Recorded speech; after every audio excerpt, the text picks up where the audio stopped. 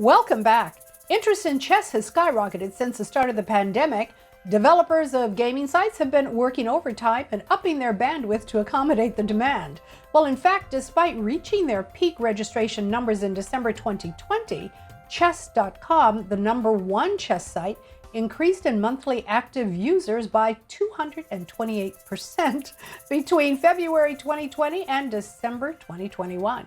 Well, joining me live from the St. Louis Chess Club in the World Chess Hall of Fame in St. Louis, Missouri, to talk about the upcoming chess tournaments and the players involved, the first Centro American to earn the elite title of Grandmaster, Alejandro Ramirez. Welcome. A pleasure to be here with you from the World Chess Hall of Fame, where we have a great exhibit. There's a lot of activities happening here in St. Louis, but the tournament that you are mentioning, this is going to be the headliner. It starts tomorrow. It's the Sinquefield Cup, and we're going to have some of the absolute best chess players in the world participating in this one. The headliner is certainly going to be the #1 chess player in the world champion Magnus Carlsen is coming into town to participate in this event with some of the best of the best. Wow, and how many players are competing? There's going to be 10 players competing. It's a round-robin format, so that means that every single player plays against one of their opponents every single round, so it's going to be 9 rounds total. It's going to be a very exciting event. It's going to be the end of a tour. They've been playing around the world for a few months already. The tour started in Europe, and it's going to be finishing here with the Sinquefield Cup. This tournament, we're going to determine the tour winner based on the wins that they've had in different tournaments throughout the tour, and it's an exciting finish towards the end. And how can people watch the tournament, Alejandro? We're going to have live commentary. I'm going to be doing the commentating with Grandmasters Yasser Seirawan and Peter Svidler live every single day starting at 1 p.m. Central, and you can follow all of the action at grandchesstour.org. The tournament runs through September 12th, so to watch, simply visit grandchesstour.com and click on Watch Live. Well, Alejandro, chess became even more popular during the pandemic. Do you think it's possible that the U.S. could, say, produce another Bobby Fischer?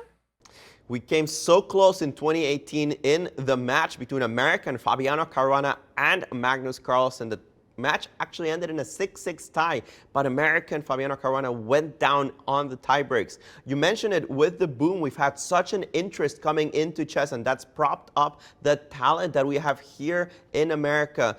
Young Hans Niemann, only 19 years of age, will be one of the participants, one of the 10 participants in the Sinquefield Cup starting tomorrow. So he's going to be able to prove his mettle against the world champion and some of the elite chess players of the world. If you see the young generation coming up through the ranks, you can see an incredible amount of talent. And I wouldn't be surprised that we produce a world champion in the next decade. Alejandro, when did you know that you wanted to play chess? Oh, it was already 30 years ago when I saw the movie Searching for Bobby Fischer. My dad dusted off an old chess set, and for me it was love at first sight. The strategy, the tactics, the maneuvering, all of the things that make chess a sport, a science, and an art, for me were instantly attractive, as it is attractive to many people around the world. Interesting. And there's also a Bobby Fischer exhibit now at the World Chess Hall of Fame. Tell us about the exhibit. Here I am, and it is just like breathing history at the World Chess Hall of Fame. We're celebrating the 50-year anniversary of the match between Bobby Fischer and Boris Spassky, that moment that changed the way that we see chess, the lone wolf from America taking on the Soviet machine, taking down decades and decades of producing world champions over there in Moscow. Bobby Fischer came in, revolutionized the way that we see chess, and we're celebrating that history here. We have all kinds of memorabilia. We have the chess set where the third game was played, a pivotal moment in the match itself. Bobby was down 0-2 and brought back the match. So it's a great, great exhibit, and I am very happy to be sitting here in one of the replicas of the sets that they had for that match. What do you think makes a champion chess player? Oh, it's all kinds of things, but the champion has to be a full chess player. That means that you have to be psychologically strong, that you have to have this passion, unending passion for the game. You have to study it like a science, hours and hours on end, and you have to be physically fit. These tournaments are incredibly taxing on the body. When you think about a 9-round tournament and every single round lasts between 4.5 to 7 hours, you get physically tired, especially when it's a tour and you're going from country to country. So you have to have a good mindset, you have to have the passion for the game, you have to have the physical ability, and you still have to have that talent that puts you ahead of everyone else. And what advice do you have for parents with children who are interested in learning to play chess?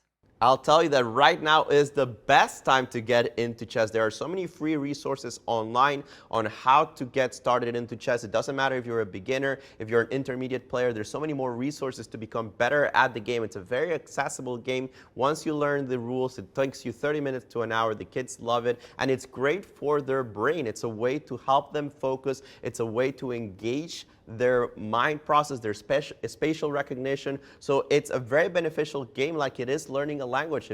It makes your brain think, and of course we want that consistently, especially at a young age. And adults who are interested in trying their hand at chess? Actually, the chess boom saw a lot of young adults either get into chess for the first time or rekindle a love for chess that they had in middle school or in elementary school, and they saw that there's this communities growing up. You see Hikaru Nakamura with his Twitch channel bringing in so many people back into chess, following it as the cool sport that it is. And I'm telling you right now, you go to chess.com, you can find a battle against somebody your level. You're going to be able to have fun and improve your game and enjoy the love and the frustrations that come with this competition. All right. Whew. It's a lot of information there. So tell us again where we can watch the tournament, Alejandro. All the live commentary will be shown at grandchesstour.org. It's going to have all the information with the results, the pairings. You're going to be able to preview the rounds. The opening ceremony will be tonight at 6 p.m. We'll also be live broadcasting that. But the games start tomorrow at 1 p.m. And trust me that the entire chess world is going to be focused on these games starting tomorrow. My guest has been Alejandro Ramirez, and we've been talking about the 2022 Grand Chess Tour, and who knows, maybe there'll be another Bobby Fischer or maybe another Alejandro Ramirez. I certainly hope another Bobby Fischer comes up as the world champion. Thank you for having me.